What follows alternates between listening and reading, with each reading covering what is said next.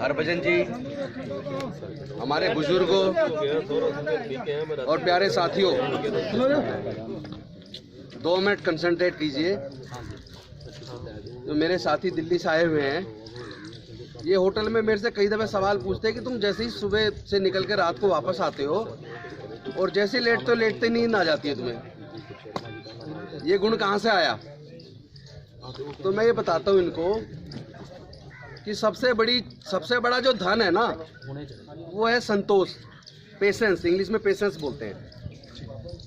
अगर आदमी का मन शांत है और मन खुश है, चाहत ज़्यादा नहीं है, इच्छाएं कम हैं, तो उसे ऐसे ही आराम से चैन से नींद आ जाती है।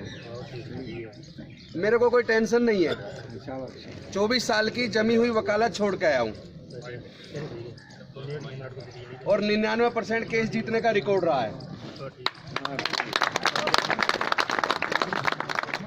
दिल्ली में सबसे कम पैसा चुनाव में मेरा खर्च हुआ। एक बूंद किसी को शराब नहीं पिलाई, किसी को 1 रुपया नहीं दिया। और दिल्ली में सबसे ज्यादा वोट परसेंटेज से मैं जीता। असली चीज ये है कि बदलना क्या है? बदलना सिस्टम को है।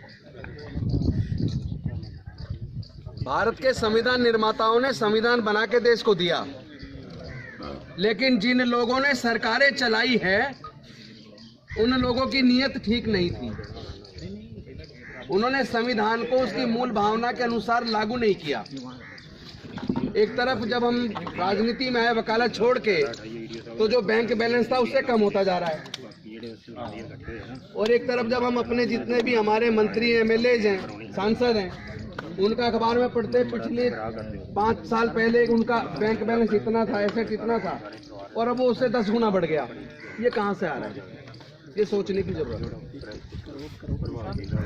इतना पैसा कहाँ से आ रहा है? ये पैसा आप सबकी जेब से जा रहा है।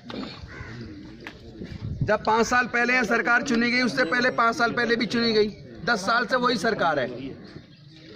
10 साल पहले के अगर इनके इलेक्शन के टाइम के एफिडेविट निकाल के देखो, उस एफिडेविट में सारे एमएलए मंत्रीज ने अपने एसेट बताए होंगे इतने इतने इतने इतने, और इस 10 साल के अंदर आज उनके एसेट देखोगे, जो अब जो फॉर्म भर रहे हैं इलेक्शन का, तो उनका पैसा, उनकी प्रॉपर्टी उससे कई गुना ज़्यादा हो गई है। कहाँ से आ रही है? ये सब आपके जेब काट रहे हैं लोग।